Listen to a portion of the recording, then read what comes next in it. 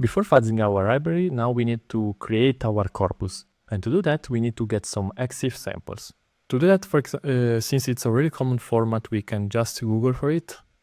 So we can search something like exif samples.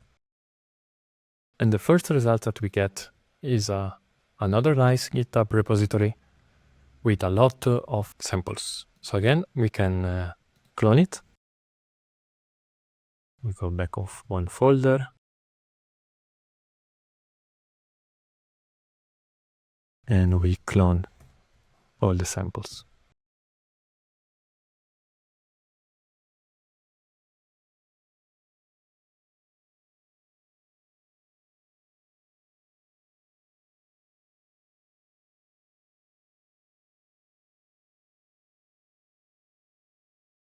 And here we have a lot of nice samples with the JPEG format. That is the same format that is supported by the EXIF binary. So to test it, we can run our EXIF binary, passing one of the examples. So samples,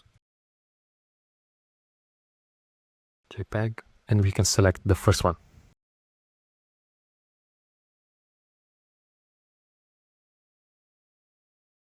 And as you can see, the tool, it looks good.